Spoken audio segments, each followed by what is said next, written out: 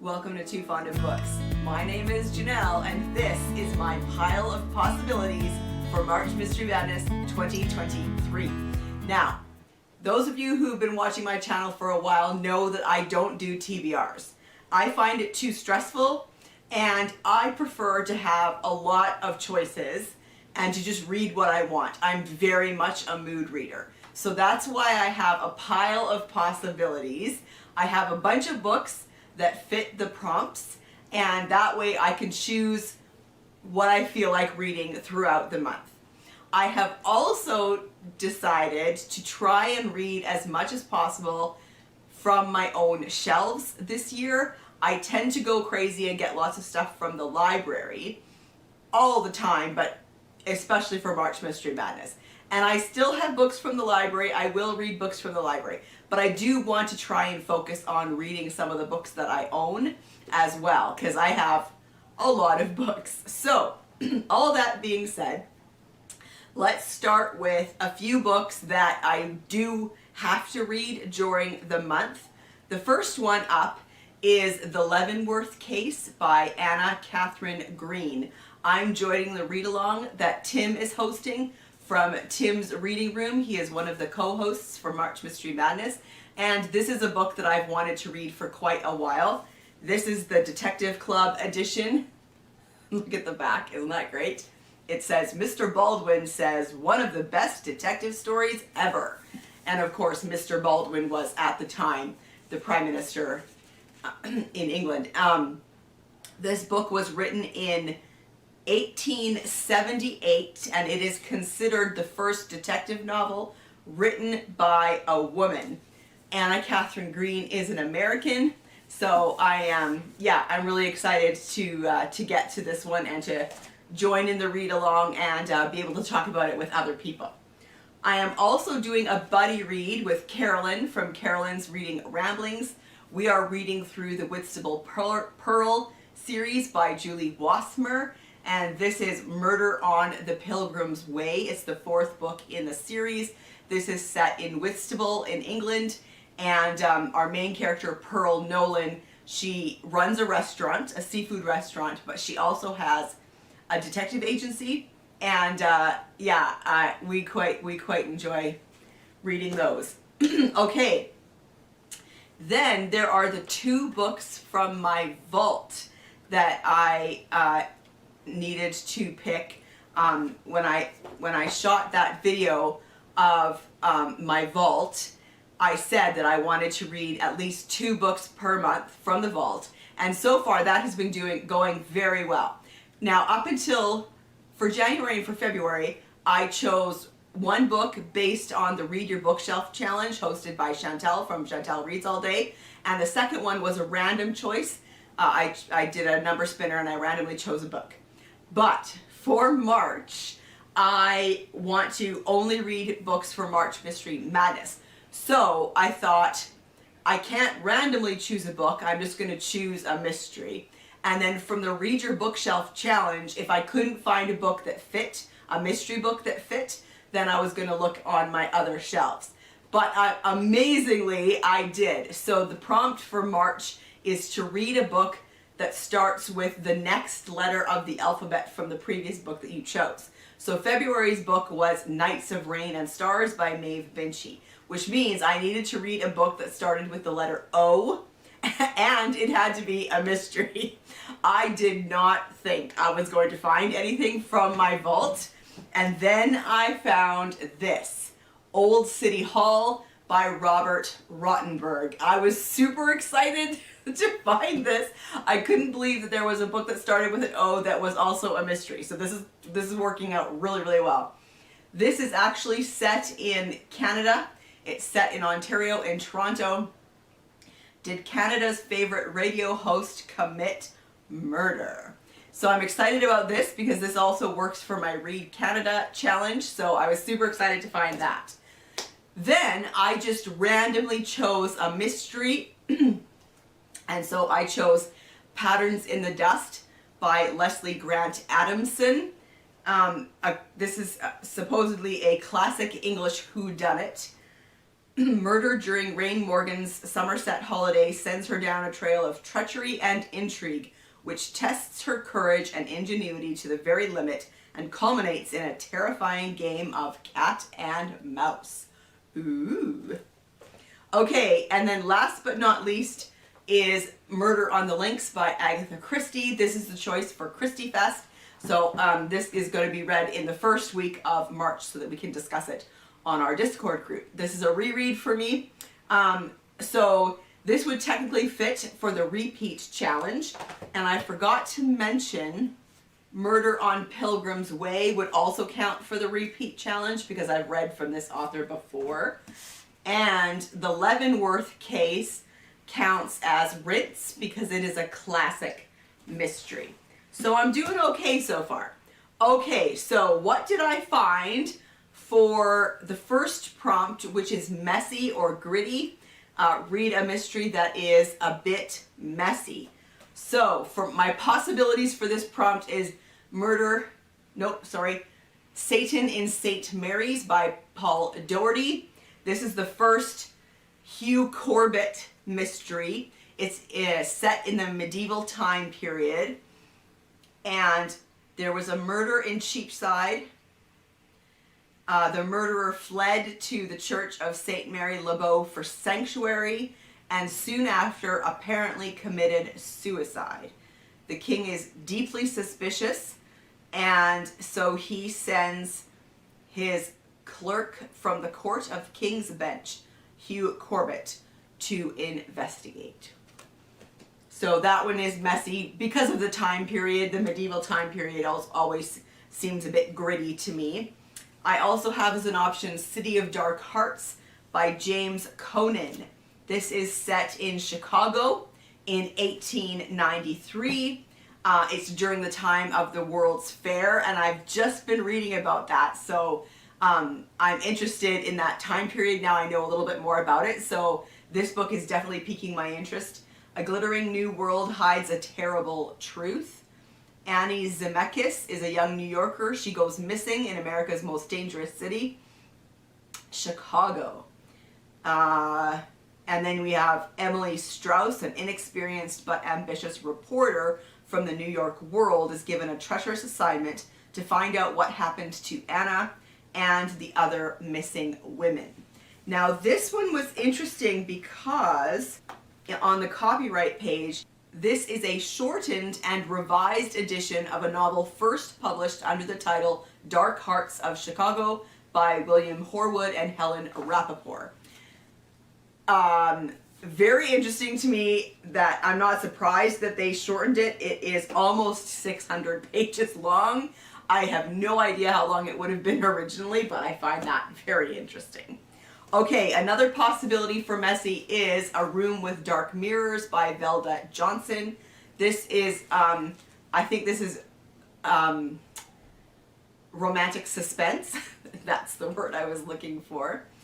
We have a flight attendant who is on a flight from New York to Paris. One of her passengers is her ex-husband, who she's recently divorced, but then she is threatened by a handsome stranger the next morning in Paris. So I thought this one would count as messy because there seems to be some messy relationship stuff going on in this one. This one was written in the 70s, and I've read some Velda Johnston, but not for a very long time, so I wanted to give that a try. And then next up in the Inspector Singh series for me is A Calamitous Chinese Killing by Shamini Flint. He goes to China. The son of a bigwig at the Singapore embassy has been bludgeoned to death in a back alley in Beijing. Chinese security insists that he was the victim of a robbery gone wrong, but the young man's mother demands that Singapore's finest, in his own opinion, rides to the rescue. But solving a murder in a country that practices socialism with Chinese characteristics is a dangerous business, and it soon becomes apparent that getting to the bottom of this calamitous killing will be Singh's toughest case yet. And then two more. We have A Child's Garden of Death by Richard Forrest. This is, I counted this one because the main character finds the remains of 3 people in a shallow grave, a man, a woman, and a child. And apparently they've been there for 30 years. But he decides to look into it. And then An Uncertain Place by Fred Vargas. This is a Commissioner Adamsberg book from that series. He leaves Paris for a 3-day conference in London, and he's got some colleagues accompanying him. And then a macabre and brutal case comes to the attention of their colleague Radstock from New Scotland Yard. Just outside the gates of the Baroque Highgate Cemetery, a pile of shoes is found. Not so strange in itself, but the shoes contain severed feet. That sounds messy to me. Okay, for Lather, I wasn't able to find as many options for here, but I've got a few. So here we're looking at cleaning up or cold cases. Actually, A Child's Garden of Death is probably better put in this prompt. But I have Giotto's Hand by Iain Pears. This is part of the art history series, the art theft squad in Rome. I put this one on here because it involves a cold case. A woman claims to know something about a painting that was stolen over 30 years ago. I also have A Study in Scarlet Women by Sherry Thomas. This is the first in her series, and I'm including this because the main character has to clean up her family name, the reputation of her family name. So I thought that might fit in this category. And then the next up for me in the Lady Darby series by Annalee Huber is A Wicked Conceit. And again, the main characters in this, Lady Darby and Sebastian Gage, need to clean up their own reputation. So this is set in Edinburgh in 1832. Rumors are flying about them, and so they start to investigate in order to clean up their own reputations. Okay, rinse. Read something on the cozier side of things or a classic mystery. Let's start with some classic mysteries. I have The White Priory Murders by Carter Dixon. This is a Sir Henry Merivale mystery written in 1934. White Priory is an old mansion outside London. Its owner, a playwright, had invited some people down to discuss his new play, among other things, but someone had come not to talk, but to kill. Bum, bum, bum. I also have The Sleeping Sphinx by John Dixon Carr. These two are the same person. This one is part of the Dr. Gideon Fell series, however. He solves the strange case of the woman who murdered herself. Fascinating. This is from 1947. And then It Walks by Night, also by John Dixon Carr. I seem to be in a mood to read John Dixon Carr. This is a Paris mystery, a brooding locked room mystery in the gathering dusk of the French capital. John Dixon Carr is, of course, famous for his locked room mysteries, and this one is from 1930. And then the rest are cozy mysteries, I think. We have The Corpse at the Crystal Palace by Carola Dunn. This is part of the Daisy Dalrymple series. So this is set in London in 1928, and Daisy has taken her family to the Crystal Palace for an outing, and then the children's nanny disappears. I also have An Heir to Murder by Charles Heathcote. He is here on BookTube, so I'm really excited to get to this one. Alice Valentine has lost her job, her auntie is dead, and she has just discovered she owns a cottage in Partridge Mews. the last thing she needs is murder on her doorstep. So that sounds great. And then I also have Marigolds and Murder by London Lovett.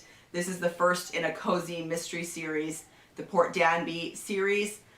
Lacey Pink Pinkerton has left a major job in the perfume industry. She apparently has a $1 million nose, and she settles in the small coastal town of Port Danby and opens a flower shop.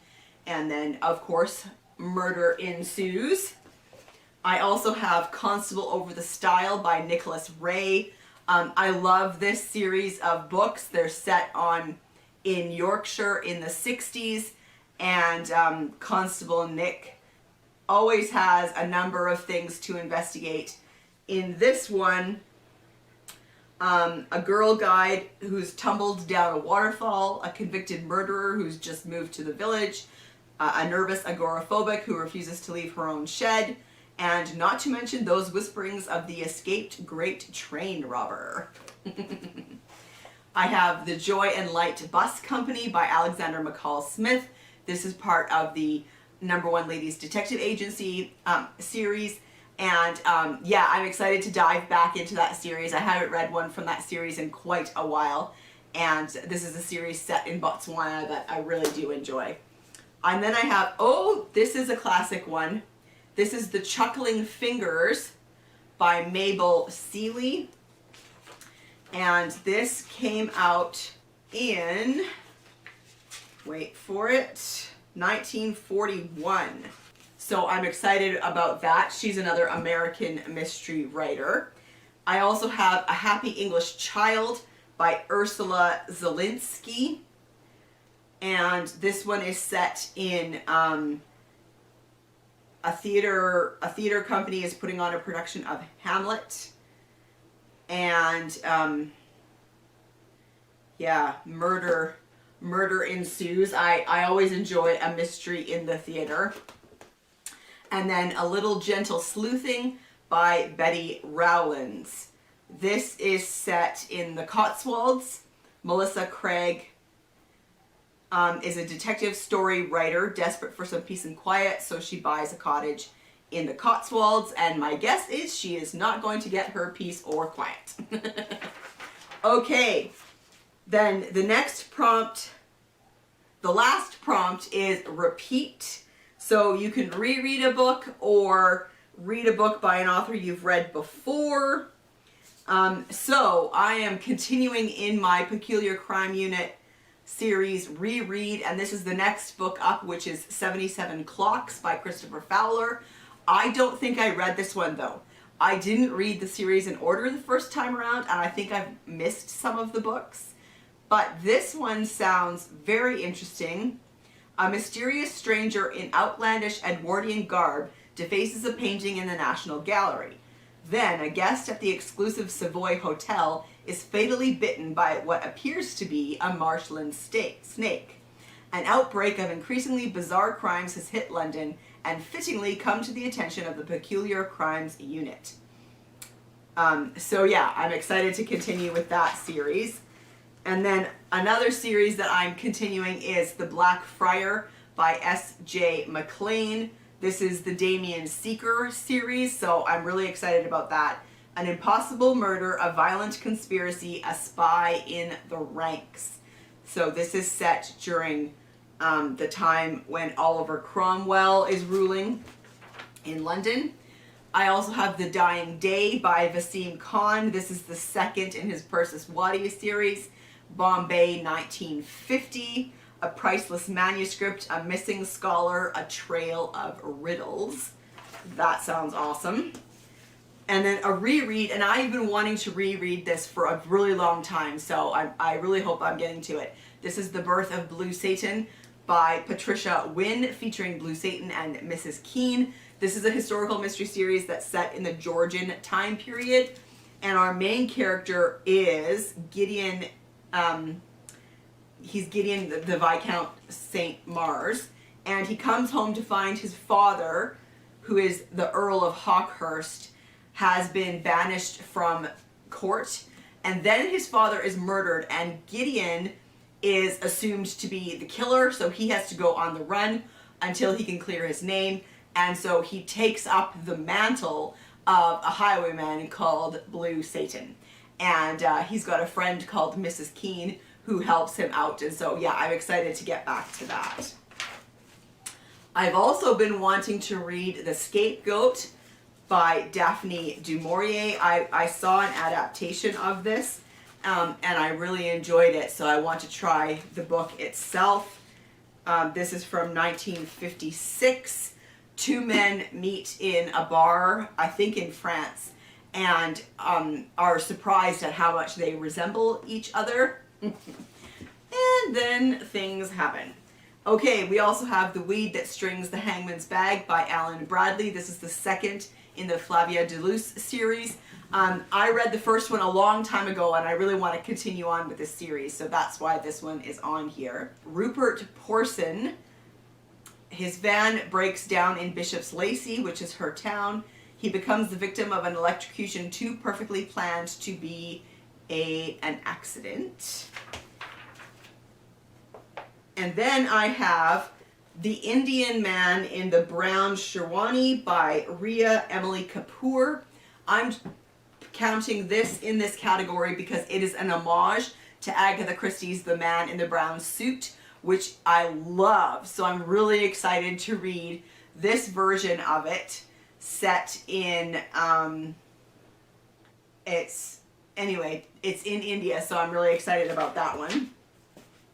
I also have Magpie Murders by Anthony Horowitz. I hoped to get to this for Cloak and Dagger Christmas, and I just ran out of time.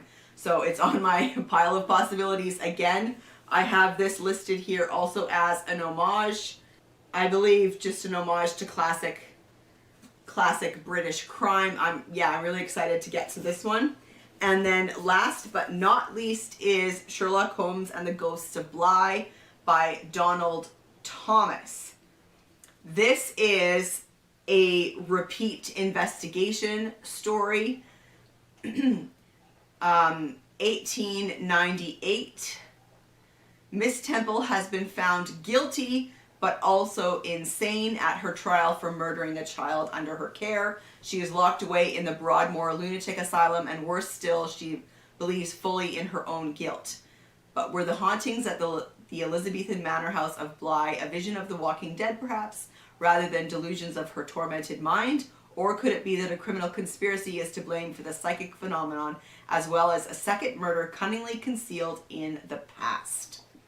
So there you have it. Those are my possibilities for March Mystery Madness. Let me know in the comments if you've read any of these and if you think that I should put them high on my list to read for March. That will help me out because I've got a lot of books here to choose from, and I always like to know if other people have really enjoyed a book or not. Also, let me know if you read a book and you were like, yo, that one wasn't good at all. That's also helpful. Okay, and I will see you for another video soon. Bye.